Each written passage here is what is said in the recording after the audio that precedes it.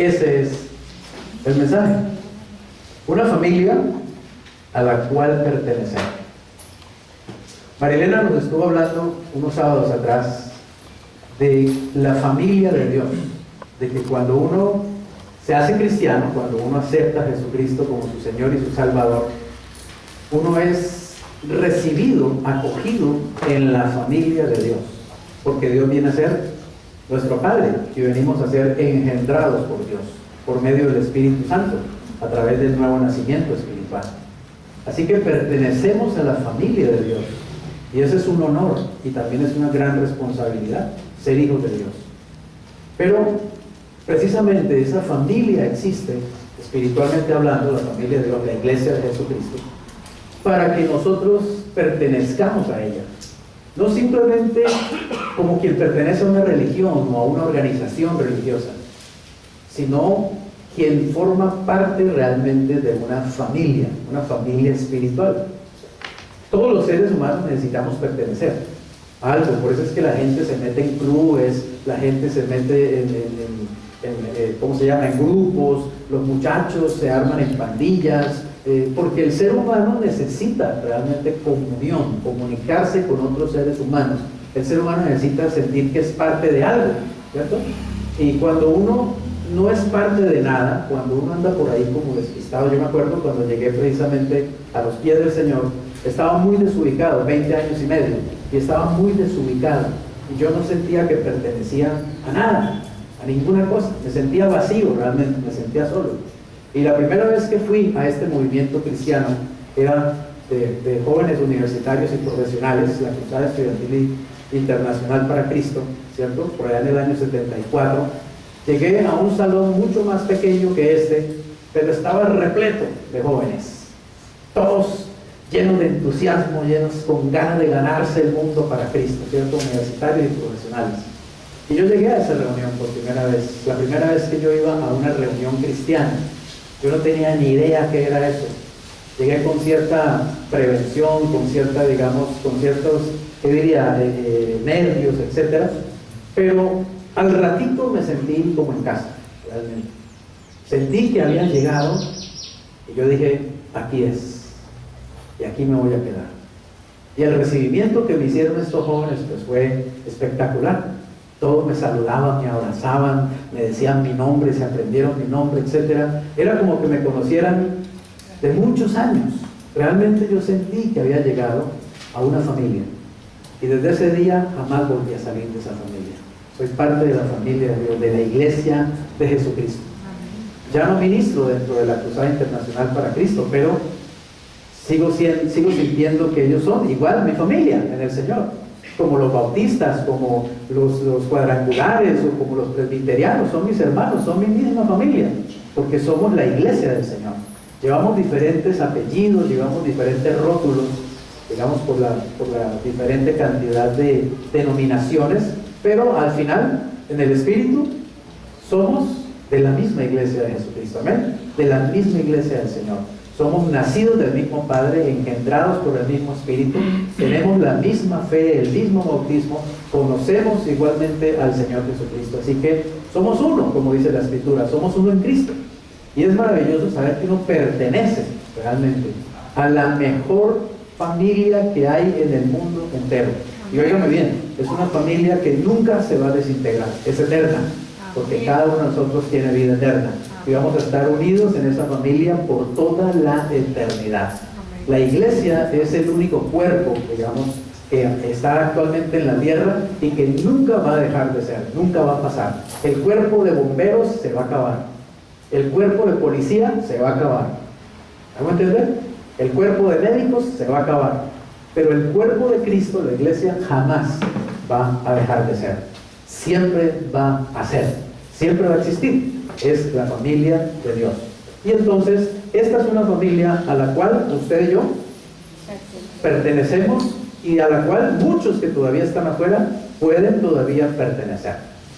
Así que estamos llamados a pertenecer, no solo a creer. Dios nos creó para vivir en comunidad, para la comunión y para tener una familia. Y no podemos cumplir los propósitos de Dios por sí solos. Uno de los propósitos de la iglesia es precisamente que nosotros podamos compartir con otras personas, sentir la hermandad de otras personas, comprometernos con otras personas, hacer cosas juntos con otras personas, cumplir metas, cumplir objetivos, obedecer la voluntad de Dios, pero en familia, en grupo, no solos, no existen los llaneros solitarios espirituales, los cuzumbosolos espirituales, no existen. Realmente Dios nos creó para que estemos en comunión. En Efesios 2:19 dice: así que ya no son extranjeros ni advenedizos, sino conciudadanos de los santos y miembros de la familia de Dios. Ya no somos extranjeros. Para Dios no lo somos, y para la iglesia tampoco lo somos. Sino que somos, dice, miembros de la familia de Dios, y somos conciudadanos de los santos. Es decir, tenemos la misma ciudadanía de todos los cristianos. Los santos ahí en la Biblia es los cristianos. En la Biblia se le llama santo a todo cristiano, no a solamente algunas personas que alguien le da por decir que es santo, no. Santos somos todos los cristianos, según la palabra de Dios. ¿Por qué? Porque le pertenecemos a Dios, porque Él nos compró con su sangre, Él nos hizo santos, es decir, nos hizo suyos. Y dice que somos conciudadanos, es decir, que tenemos la misma ciudadanía. Yo tengo una cédula que dice que yo soy ciudadano colombiano, pero espiritualmente también tengo una identidad que dice que yo soy ciudadano celestial, que soy ciudadano del cielo y que soy conciudadano de todos aquellos santos que ya partieron y están en el cielo, y de todos los santos que están aquí regados por toda la tierra y que conforman el cuerpo de Cristo, la iglesia del Señor. Así que tenemos doble ciudadanía, una ciudadanía física y otra ciudadanía espiritual. El apóstol Pablo dice eso en Filipenses capítulo 3. Nuestra ciudadanía está en los cielos, de donde también esperamos que vuelva, que regrese nuestro Señor Jesucristo. Y en Romanos 12, 4 y 5 dice: porque de la manera que en un cuerpo tenemos muchos miembros, se está refiriendo al cuerpo físico, pero no todos los miembros tienen la misma función, así nosotros, siendo muchos, somos un cuerpo en Cristo. ¿Y todos qué? Miembros los unos de los otros. Es muy importante entender que como cristianos nosotros no estamos solos, pertenecemos a un cuerpo, pertenecemos al cuerpo de Cristo. Cada uno individualmente somos miembros de ese cuerpo y juntos conformamos el cuerpo de Cristo. Es decir, Cristo tuvo un cuerpo físico cuando vino aquí a la tierra, ¿cierto? Él tomó un cuerpo físico de carne y de sangre, pero ahora Cristo está presente a través del cuerpo espiritual, la iglesia de Jesucristo. La iglesia es la que manifiesta la presencia de Cristo, debe manifestar la presencia de Cristo. Los cristianos debemos reflejar la presencia de Cristo, porque es a través de su cuerpo espiritual, la iglesia, que ahora Jesucristo está también presente y se puede manifestar, puede amar. Nosotros estamos llamados a llevar el amor de Cristo como iglesia, a llevarlo a toda persona, al mundo entero inclusive, ¿cierto? El Señor dijo: vayan a todas partes, a Jerusalén, de Jerusalén, Samaria, Judea y hasta lo último de la tierra. Y Él dijo que lleváramos ese mensaje, y el mensaje de Cristo básicamente es amor. No es teología, no, es amor, sencillamente, es amar, es identificarnos con las personas, es identificarnos con las necesidades de las personas, es buscar llenar las necesidades de las personas y obviamente llevarles el mensaje de salvación, del perdón de Dios y del amor de Cristo para su salvación. La iglesia es un cuerpo, no un edificio físico, es un organismo vivo, no una organización. Como lo concibe la Biblia, la iglesia simplemente es una asamblea. Inclusive la misma palabra iglesia viene del griego eclesia o eclesía, que es una asamblea de personas que se reúnen con un propósito. Por ejemplo, si allí pasa por la quinta hora una manifestación de estudiantes protestando por la educación, eso es una iglesia, es decir, es una eclesia, una asamblea. Es una asamblea de estudiantes que se han reunido con un propósito, ¿cierto? Pedir una mejor educación. La iglesia de Cristo es una asamblea de personas que se reúnen con un propósito. Ese propósito principal es adorar a Dios, conocer a Dios y darlo a conocer. Eso es iglesia, eclesia. Así que la iglesia no es un edificio. El edificio es el templo donde se reúne la iglesia. La iglesia somos usted y yo. El apóstol Pedro hace una comparación dice que la iglesia es también como un edificio espiritual, del cual cada uno de nosotros somos como un ladrillo, como una piedra de ese edificio, y que juntos vamos formando el templo espiritual. Así que la iglesia se reúne en el templo. El templo es lo físico, la iglesia son las personas que tenemos a Cristo en el corazón, que hemos nacido de nuevo, que amamos al Señor y que nos reunimos con el propósito de adorarlo y de darlo a conocer. El peligro del enfriamiento espiritual. El primer síntoma de enfriamiento espiritual suele ser la asistencia irregular a las reuniones de adoración de la iglesia y a otros encuentros de creyentes. Cuando descuidamos la comunión unos con otros, todo lo demás también se va a pique. Mucho cuidado con esto. Precisamente comenzamos a enfriarnos espiritualmente porque dejamos de congregarnos, porque dejamos de tener comunión con una iglesia, con una comunidad local. Recuerdo que cuando comencé mis primeros pasos en Cristo, mi líder me decía: Freddy, una de las cosas que tú tienes que aprender muy bien, y quiero que te aprendas esto y que lo tengas siempre muy en cuenta a lo largo de toda tu vida: los cristianos somos como los leños de una hoguera. Los leños, cuando están juntos, arden, pero cuando un leño se separa, ese leño termina consumiéndose y enfriándose. Entonces, así él me enseñaba la importancia de mantenerme en el calor del cuerpo, ¿cierto? Mantenerme en contacto con otros cristianos, mantenerme en comunión, en comunicación con otros cristianos. Me acuerdo también de un profesor de Biblia que decía que uno de los graves problemas de muchos cristianos era que durante un día en la semana se tomaban una sopita de palabra de Dios o de cosas de Cristo, y el resto de la semana pues era una bandeja paisa de mundo y de otras cosas. Entonces, obviamente, ¿cierto? Si uno pierde el contacto con los cristianos, con el lenguaje cristiano, con la palabra de Dios, pues uno va a empezar a llenarse de otro lenguaje, de otra visión, de otra realidad. Dime con quién andas y te diré quién eres. Así que el cristiano necesita realmente congregarse.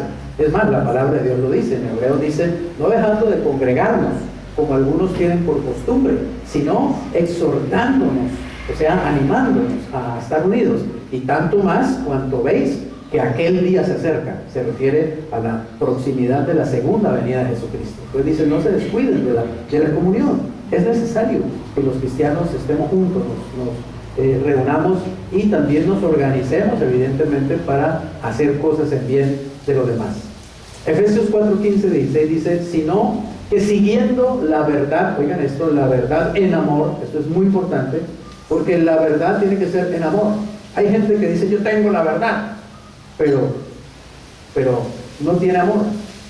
La verdad es en amor. Es más, si tú realmente tienes la verdad, tú debes tener amor, porque la verdad verdadera, o sea, la verdad que es Cristo, necesariamente te va a conducir al amor. Pero tiene que ser esa verdad comunicada y vivida en amor. Ahora dice: crezcamos en todo. ¿En quién? En aquel que es la cabeza. Esto es Cristo. La iglesia es el cuerpo y Cristo es la cabeza de ese cuerpo. De quien todo el cuerpo, o sea, de Cristo todo el cuerpo, bien conectado, oigan esto, bien conectado y unido entre sí por las coyunturas que ¿qué? Que se ayudan mutuamente, según que la actividad propia de cada miembro recibe su crecimiento para ir edificándose en amor. El mismo cuerpo nos da una lección de lo que debe ser la iglesia, ¿cierto? El cuerpo está lleno de miembros, pero esos miembros siempre están ligados por los ligamentos. O sea, la mano está unida al brazo, al antebrazo, el antebrazo está unido al brazo, el brazo está unido al tronco, el tronco, bueno, etcétera. Y todo funciona, ¿cierto? Y uno no encuentra que los miembros de su cuerpo estén peleando los unos contra los otros. No hay egoísmo en eso. Cuando a mí me rasca el oído me rasca, lo más seguro es que este pequeñito se pone listo y dice: yo rasco, ¿cierto? El gordo dice: no, déjame a mí que yo lo sé hacer mejor, usted está muy chiquito, ¿no? Y no pelean, no. Todos saben que el pequeño es el que mejor entra ahí. ¿Qué hacen los demás?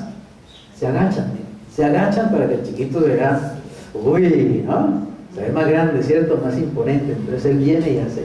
esta función. Ellos no pelean entre ellos, no se pisan la manguera, o sea, hay una armonía en el cuerpo. Así debiera ser la iglesia de Jesucristo. Así espera el Señor que nosotros seamos, que sepamos que somos diferentes miembros, pero que tenemos diferentes funciones, tenemos diferentes talentos, diferentes dones, diferentes habilidades, y es para que funcionemos armónicamente, ¿cierto? Es para que todos vayamos creciendo precisamente, y creciendo en Cristo, que es la cabeza de ese cuerpo.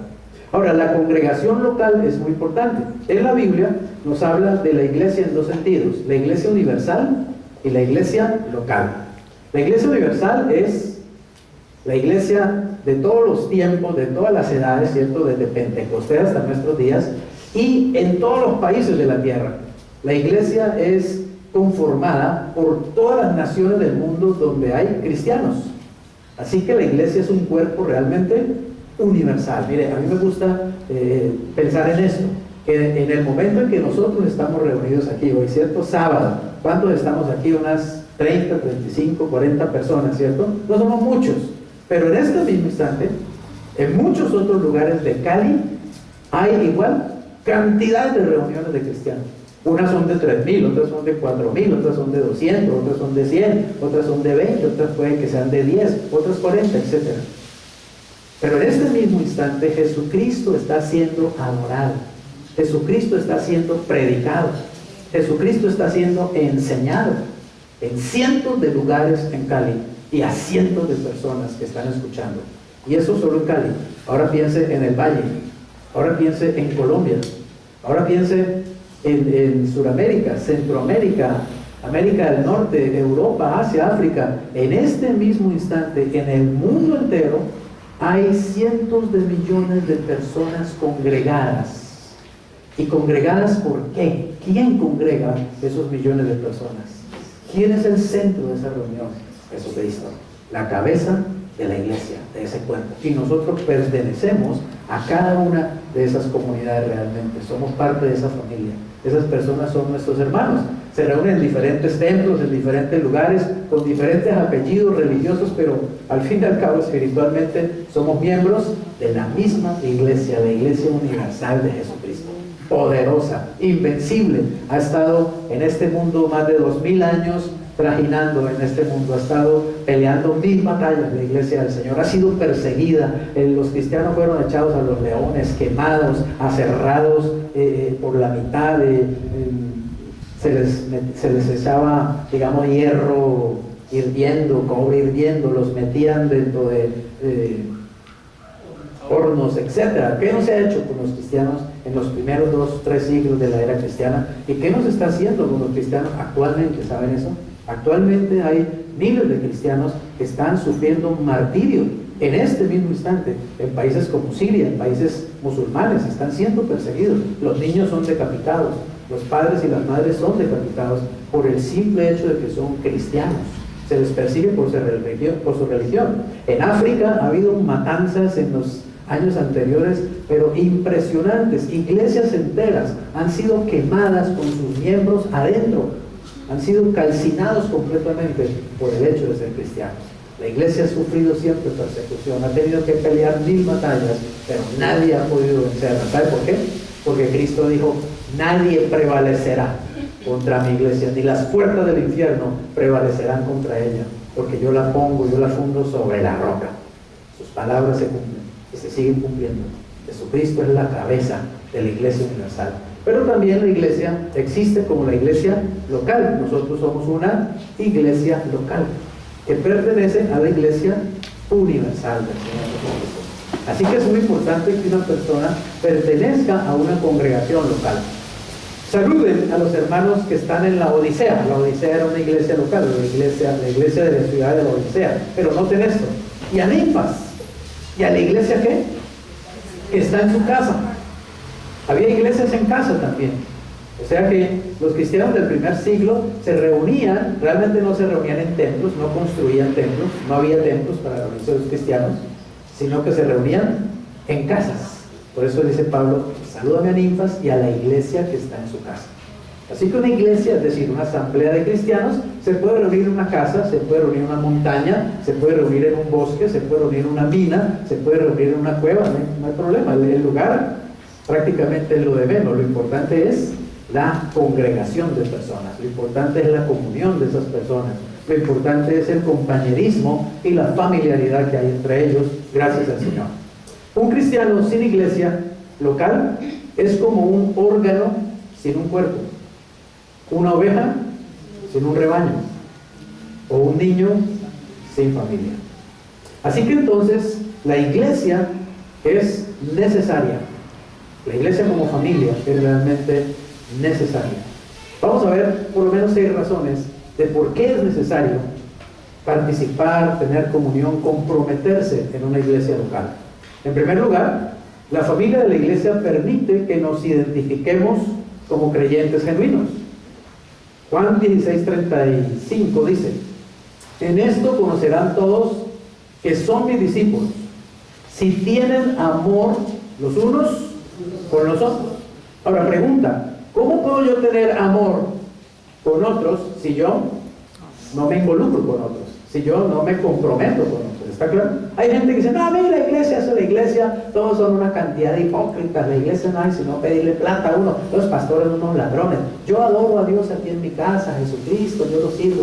Carreta, no estás haciendo la voluntad de Dios, no es lo que Cristo dijo que hagamos. Cristo dijo que nos reunamos, Cristo dijo que nos unamos, Cristo dijo que nos amemos. Ahora, precisamente es donde hay personas difíciles, es donde hay personas que no van a ser, digamos, monedita de plata para ti, tú mismo no lo vas a hacer para otras personas, pero es allí donde tenemos que precisamente aprender a amar, a comprometernos con otros, a ayudar a otros, a comprometernos en sus problemas, en sus necesidades. En este mundo, ¿cierto?, que cada vez más bien tiende a ¿qué? Al egoísmo, a la soledad, a yo no me meto con nadie, a mí me importa un pepino quién vive al lado. Pregunta a la gente, haga una encuesta en cualquier barrio y pregunta a las personas si sabe quién vive al lado. La mayoría de las personas ya ni siquiera saben. Los vecinos ni se saludan, realmente. A veces ni se ven, en realidad. El uno entra a una hora y el otro sale a otra hora. Y uno no sabe ni quién vive, es más, ni sé ni me interesa realmente. Vivimos en un mundo cada vez más individualizado en realidad. Mire, el sábado pasado precisamente asistí a una asamblea. Mi esposa y yo somos socios de una productora de cine, que a propósito hay buenos testimonios acerca de eso, y yo tuve que asistir el sábado pasado a una reunión de socios de la productora, y llegamos al Hotel Mudéjar, ahí en el centro. Todavía no había empezado la reunión, entonces las personas estaban esperando en la sala de espera del hotel. Y es increíble, ¿no? Yo entré y había como 6 personas. Todas las personas tenían un celular en la mano, absolutamente las 6. Y todos estaban así.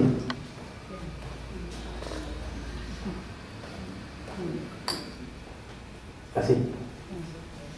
Yo entré y saludé. Claro, me saludaron. La mayoría sin siquiera levantar la cabeza. Buenas tardes, buenas tardes. Así estamos. Y me senté y eso parecía un velorio. Y íbamos precisamente a oír noticias extraordinarias. Estábamos todos muy contentos, pero parecía un velorio realmente por la actitud de las personas. Entonces yo soy de los que me gusta romper el hielo, ¿cierto? Y saludo, y hablo, y comento, y entonces empiezo a saludar al uno, y saludo al otro, y saludo al uno, y ya casi conozco a todos los socios, y ya me reconocen también, entonces cuando me ven, también me saludan, a lo mejor no saben mi nombre, pero me saludan. Pero la mayoría, yo veo, la gente entra, sale, y todos somos socios y hemos construido durante más o menos desde el año 2007, ¿sí? Margarita también es socia de la productora, ¿durante cuántos años?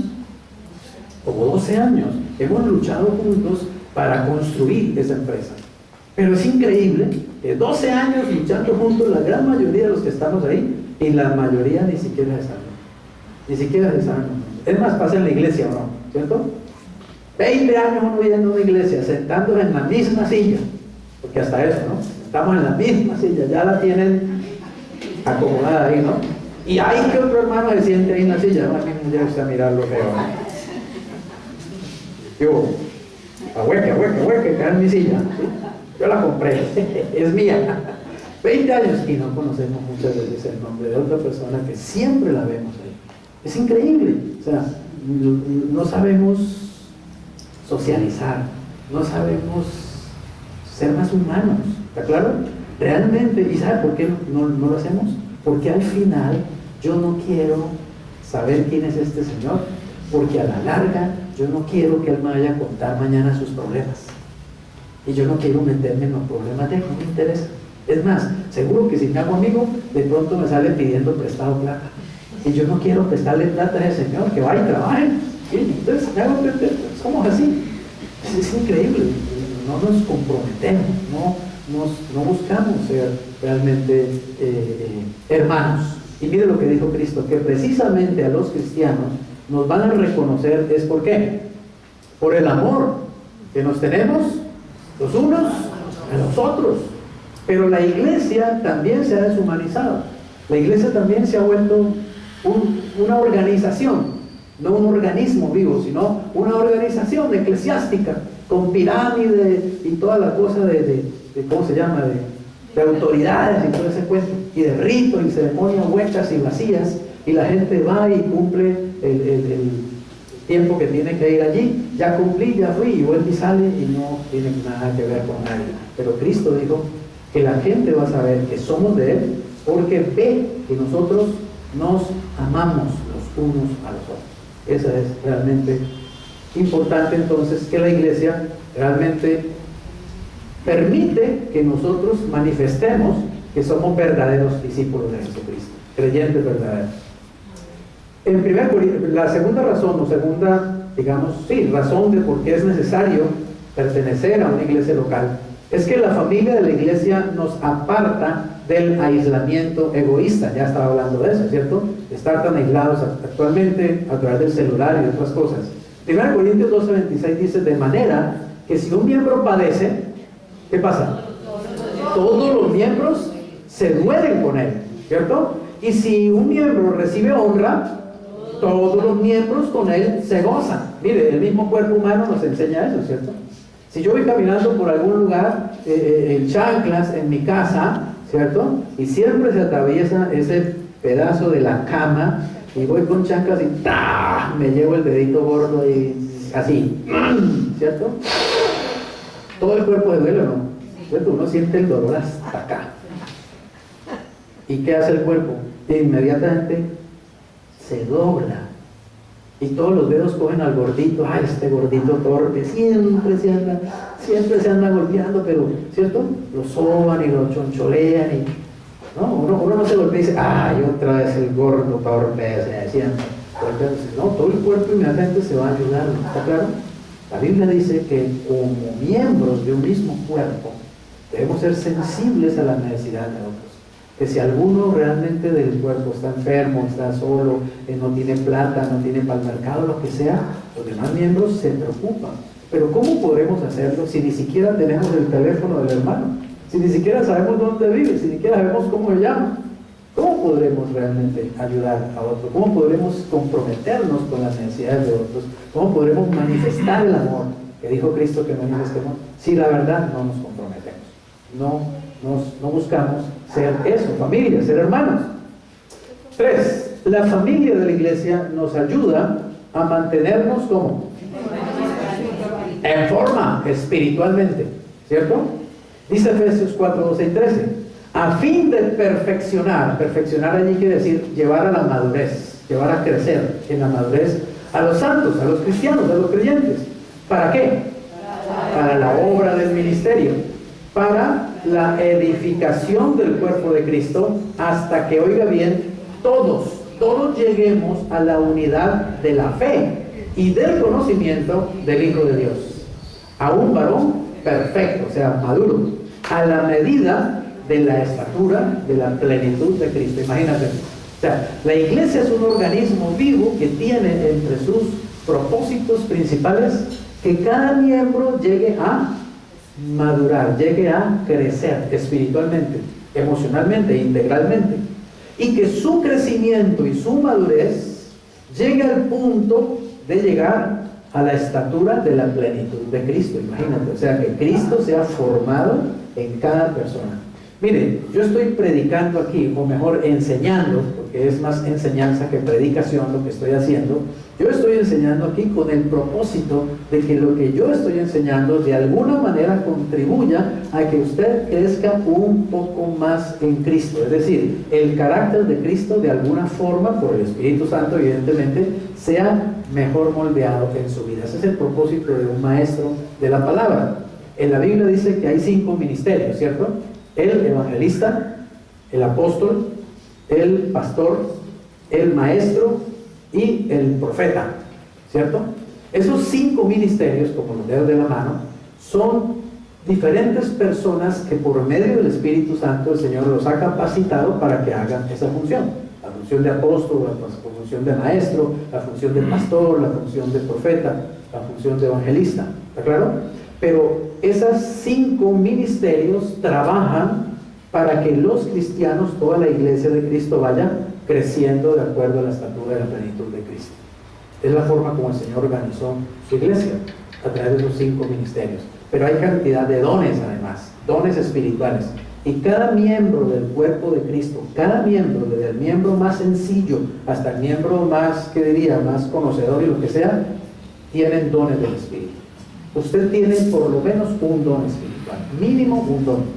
Pero uno no tiene que tener necesariamente solo un don. Uno puede tener 2, 5 dones, 6 dones espirituales. O sea, depende de cómo el Señor te vaya capacitando y también depende de tu disposición para que el Señor te capacite y te forme y te llegue a crecer. Esos dones que nos da el Espíritu Santo es precisamente herramientas para que nosotros los cristianos nos ayudemos los unos a los otros. Nos podamos ir construyendo, edificando como un cuerpo que va creciendo en el carácter de Cristo. Punto 4. La familia de la iglesia nos necesita. No solamente nosotros necesitamos a la iglesia, sino que la iglesia también realmente nos necesita y te necesita a ti. Yo pensaba, precisamente cuando preparaba este tema, cuán necesarios somos todos, ¿cierto?, en la iglesia. Por ejemplo, si yo preparara este tema, que me demoro casi más de una mañana, ¿cierto?, haciéndolo, casi comienzo 8 de la mañana y voy terminando 2, 3 de la tarde, muchas veces preparando un tema, con todas las filinas. Además tengo que preparar la alabanza, mandársela a Andrea, mandársela a mi hija por celular, definir la alabanza, bueno, poner todas las cosas, ¿cierto? Si yo hiciera eso y preparara un tema, pero ustedes no vienen, ¿qué haría yo con ese tema? ¿Se imagina usted, yo aquí a las 5:30 o a las 6 de la tarde y si no viene Ovidio, por ejemplo, entonces pues ni prendidos estarían los equipos, ¿está claro? Las sillas, nadie viene a ponerlas, entonces ¿qué pasaría? Yo solo no puedo, ¿cierto? Yo pensaba qué valiosos son cada uno de ustedes, ¿saben? Cada uno de ustedes, el que pone las sillas, el que las limpia, el que arregla, el que pone todos los equipos, los que vienen, los que diezman, los que ofrendan, o sea, toda persona, cada uno de ustedes hace algo, ¿cierto?, que es importante para esta iglesia. Sin usted, esta iglesia no funcionaría como funciona. ¿Qué podríamos hacer si no hay una persona que se para ahí a filmar todas las conferencias, a filmarlas y todo esto, ¿cierto? Así que entendamos eso. Nos necesitamos realmente. Tú necesitas a la iglesia y la iglesia realmente te necesita a ti. Dese un aplauso por ser una persona.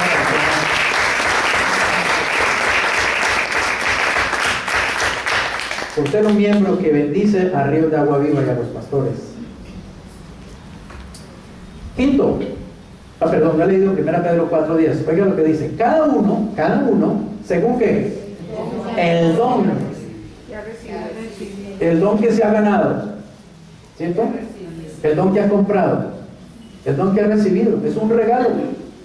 Así como el Señor te regala la salvación, te regala también los dones del Espíritu. Es por gracia y es por fe. Pero hay que empezar a creer que yo tengo al menos un don del Espíritu Santo. Y de pronto vas a descubrir que tienes 2 y hasta 3. Hay cristianos que no han descubierto su don.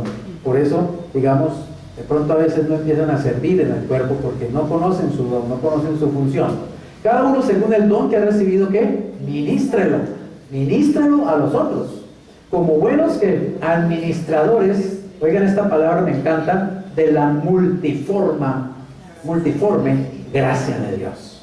Es decir, la forma múltiple como Dios en su gracia hace que la iglesia sea un cuerpo de personas que pueden servirse los unos a los otros de diferente cantidad de maneras.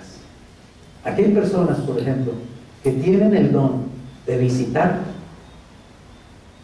a otros hermanos en Cristo. Está alguien enfermo, son los primeros que están allá en la clínica o en el hospital visitando, les encanta.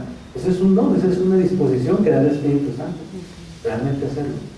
Hay personas que saben aconsejar a otros, son buenos para dar consejos. Los hermanos los buscan. Voy a pedirle un consejo a fulano, sultana, que siempre me aconseja, ¿cierto? Es una posibilidad, un don, la palabra de ciencia, de conocimiento, de sabiduría. Hay personas que tienen un poder especial para echar fuera demonios, por ejemplo.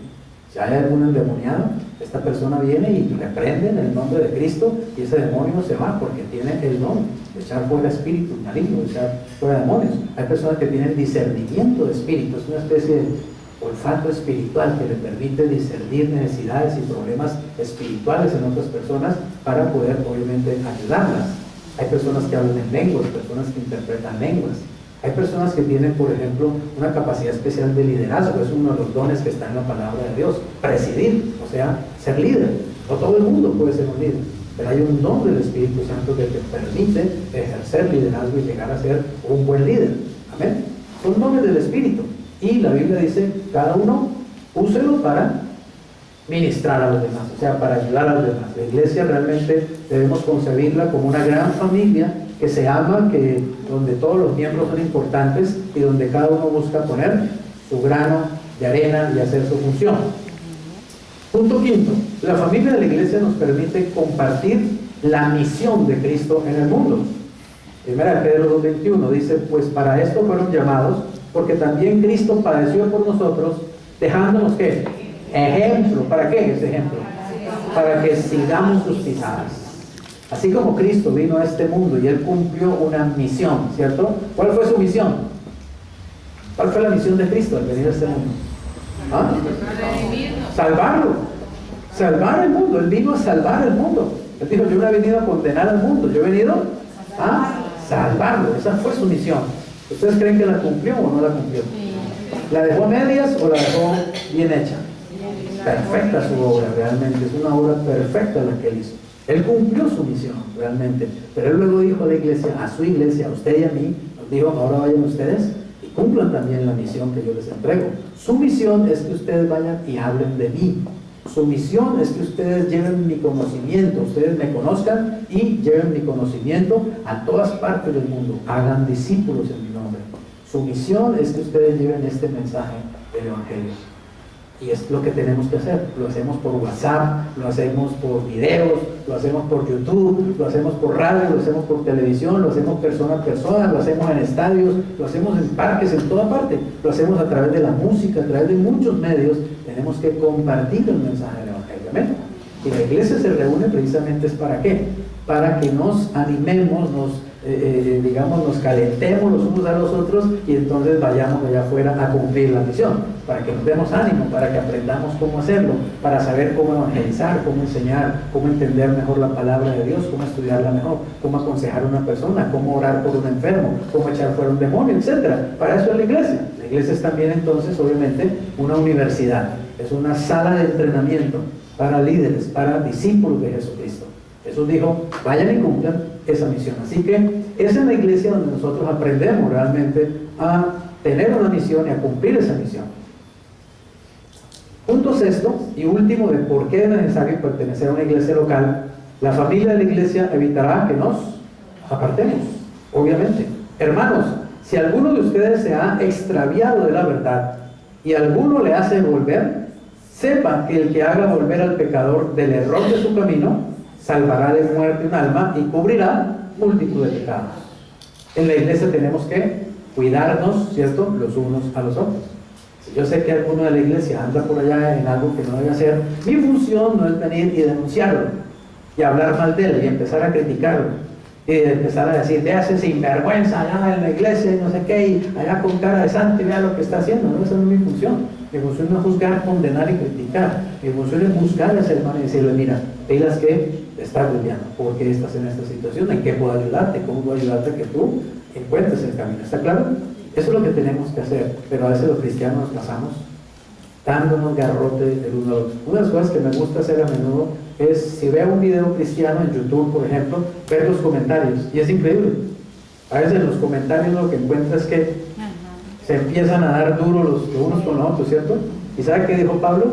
Oiga, si se muerden, no se consuman, pues al menos, es decir, tengan cuidado de no destruirse. Es increíble lo que uno ve, cómo empiezan a pelear por cualquier cosa, porque el uno dijo una cosa, el otro dijo otra, y terminan hasta insultándose ahí en los comentarios, cuando lo que tenemos que hacer es amarnos, construirnos, edificarnos, apoyarnos, estimularnos, exhortarnos, animarnos, amén, bendecirnos. Eso es lo que tenemos que hacer. Vamos terminando. Cristo puso todo en su iglesia. En otras palabras, todo lo que tú necesitas realmente, en el sentido de la familia espiritual, está en la iglesia. La iglesia es el mejor organismo vivo que hay sobre la tierra. Es el más productivo, el más sano, es, digamos, el más eficaz, ¿cierto? Aún con todos sus defectos, aún con todas sus debilidades, créanme, no hay mejor un cuerpo que el cuerpo de Cristo. No lo hay sobre la tierra. Mírenlo bien y verán. Es un cuerpo que está dedicado a construir vidas, a sanar vidas, a salvar vidas. Literalmente a salvar vidas. Nuestra misión es salvar vidas. Yo admiro a los médicos, porque su misión es, como tu hermana, salvar vidas. Y los médicos saben eso. Y los médicos que hacen el juramento de Hipócrates y todo esto saben que ellos van a salvar vidas. Y los admiro por eso. Y admiro la dedicación del médico, los sacrificios de un médico que tienen que hacer muchas veces, ¿cierto? 2, 3 de la mañana, a cualquier hora tienen que estar disponible. Y las cosas que tienen que hacer para salvar una vida. Pero ¿sabes una cosa? El médico salva una vida para esta vida, para este mundo. La vida que el médico salva, la persona se vuelve a morir. Nosotros salvamos vidas para la eternidad. La iglesia tiene la misión más grande y más profunda de salvar vidas, porque no la salvamos solamente para esta vida, la salvamos del infierno, la salvamos del pecado, la salvamos de la destrucción eterna, la salvamos para el Señor, la salvamos para el cielo, la salvamos para la eternidad. Pero a veces no nos damos cuenta de quiénes somos y para qué estamos aquí. Hemos perdido a veces mucho nuestro rumbo, nuestra misión y nuestra misión. Creemos que simplemente la iglesia es un lugar donde uno va, canta 4 canciones, saluda a 3 amigos, escucha a un loco ahí diciendo cosas que luego no me acuerdo que dijo, el sábado entrante ya no me acuerdo, y ya, me voy para mi casa y ya cumplí. No, eso no tiene nada que ver con eso. La iglesia es otra cosa, y tenemos que rescatar realmente esa esencia, amén. Tenemos que trabajar para rescatar la esencia de lo que quiere Cristo que sea realmente su iglesia. Somos responsables de eso. La iglesia fue creada para satisfacer las 5 necesidades básicas de nuestra vida. ¿Quieres saber cuáles son esas 5 necesidades básicas? El pastor Rick Warren escribió un libro maravilloso que se llama La Iglesia con Propósito. Él habla de esas 5 necesidades. Y son básicamente estas. Mira, todos tenemos la necesidad, ¿cierto?, de conocer a Dios. La mayor necesidad del ser humano, yo no sé si usted está de acuerdo conmigo en esto, la mayor necesidad que el ser humano tiene es Dios, ¿o no? Más que el agua, más que el alimento, más que el vestido, más que la vida, el hombre necesita a Dios, conocer a Dios, tener una comunión personal con Dios, un compañerismo personal con Dios. ¿Amén? ¿Está de acuerdo con eso? La necesidad primordial del ser humano es Dios, pero también el ser humano necesita a otros. Tener contacto con otros seres humanos, pertenecer al grupo de otros seres humanos, digamos. También el ser humano necesita principios de vida, conocer principios que le ayuden a que lo orienten y que lo lleven y lo guíen en un camino.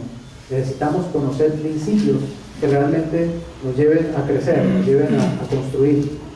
Pero también el ser humano necesita desarrollar una profesión, un oficio, alguna cosa. El ser humano necesita tener un propósito. Por eso es que la gente se mete en una universidad, por eso es que la gente hace una carrera, por eso es que la gente, porque está buscando tener un propósito, desarrollar una profesión, ser útil, digamos, a través de algún conocimiento. Y lo es el carpintero, lo es el que lustra los zapatos. Yo admiro a la gente que recoge la basura, por ejemplo.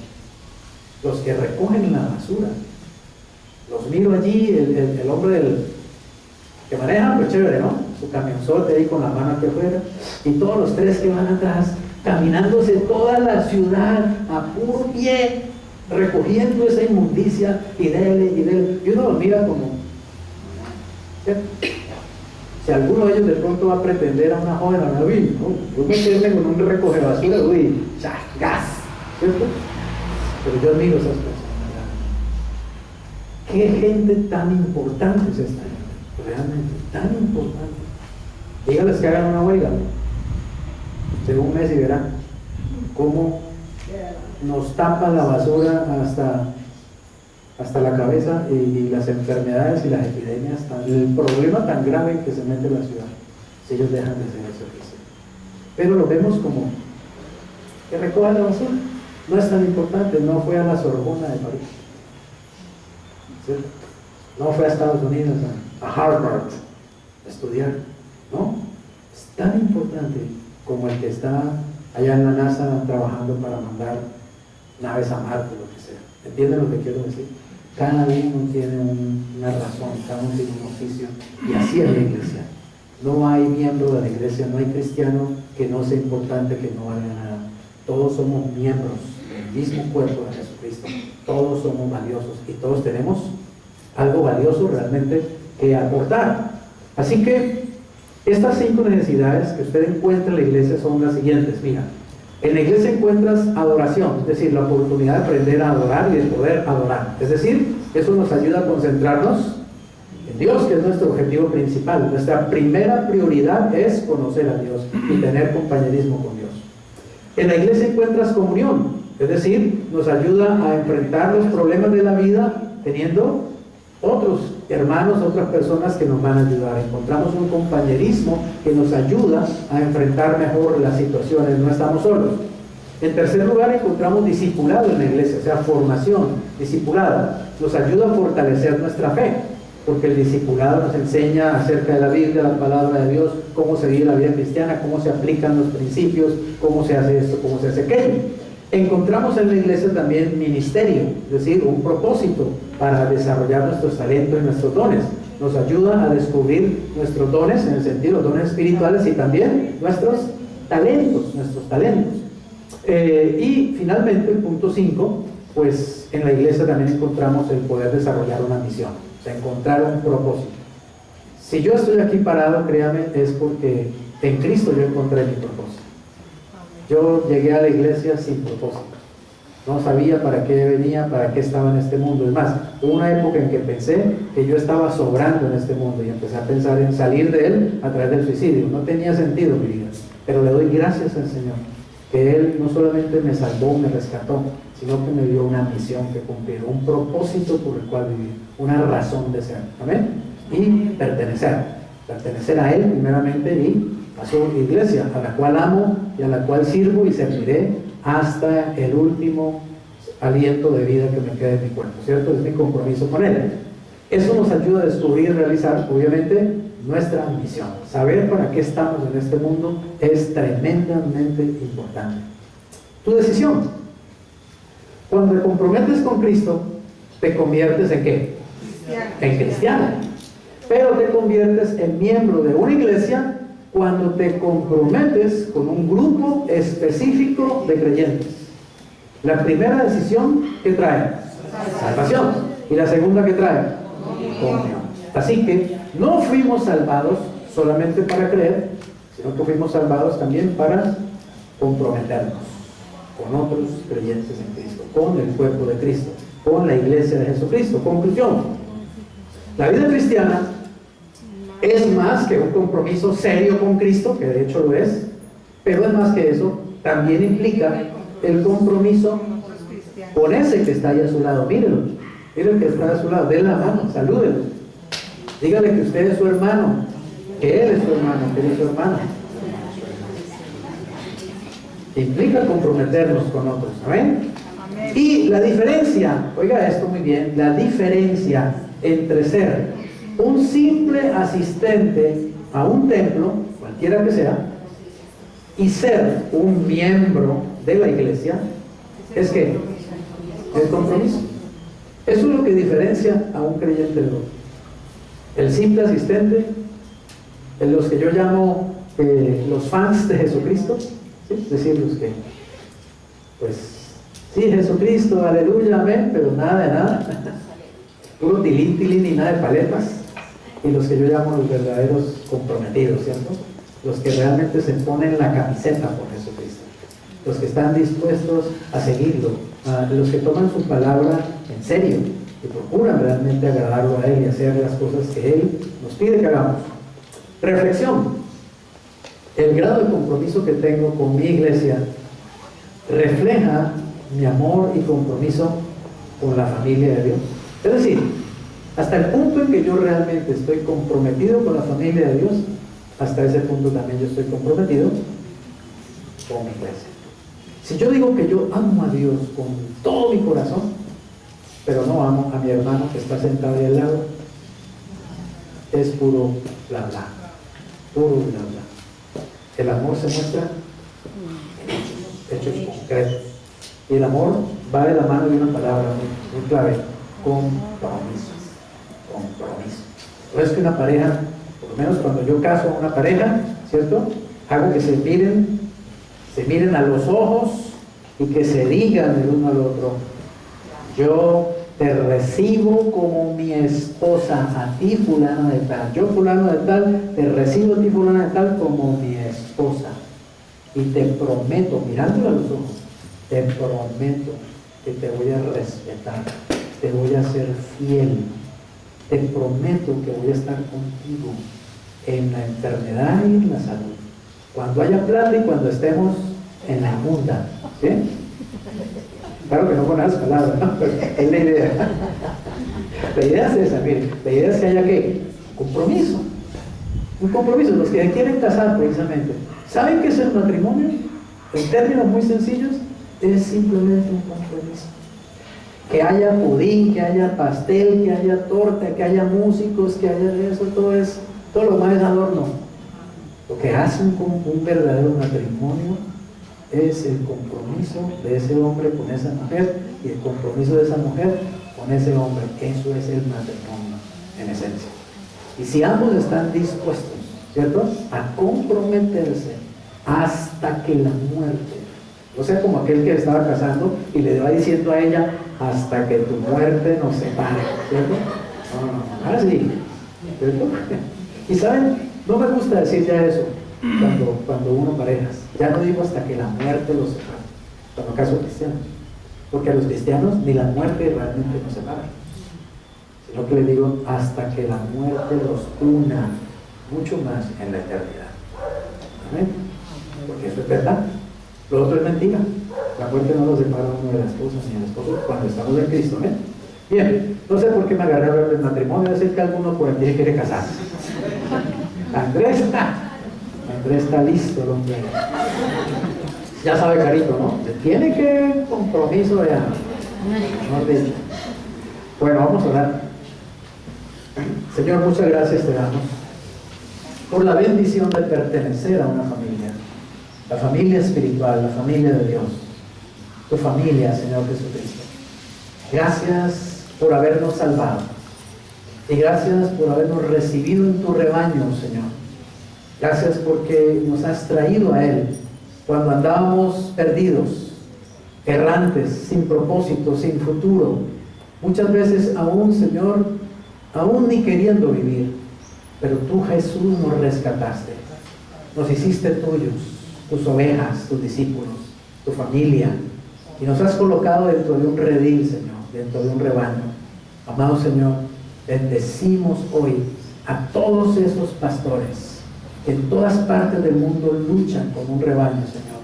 A todos esos pastores que se han comprometido con una grey, con una comunidad, con una iglesia. Los bendecimos. Te pedimos que los ayudes, Señor, Te pedimos que les des sabiduría, te pedimos que les des poder, te pedimos que los guardes contra los ataques del enemigo y de los hombres, contra las malas lenguas, Señor.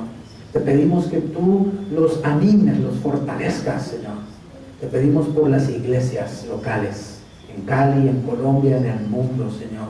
Bendice las iglesias. En este día están reunidas. Nuestros hermanos están reunidos en todas partes del mundo en este momento, Señor.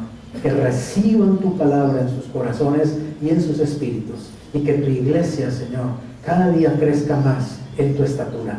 Que dejemos de competir y realmente nos unamos para cumplir la misión, que es ganar el mundo para Cristo. Gracias, Señor, por hacernos miembros de tu cuerpo y miembros de una iglesia local. Bendecimos esta iglesia, ríos de agua viva, Señor. Bendecimos a cada uno de sus miembros, las familias. Bendecimos las personas que nos están visitando. Bendecimos, Señor, a aquellos que han estado aquí y por alguna razón ya no están. Los bendecimos en esta hora, Señor, y declaramos que tu gracia está sobre cada uno de nosotros. En el nombre de Jesús. Amén y amén.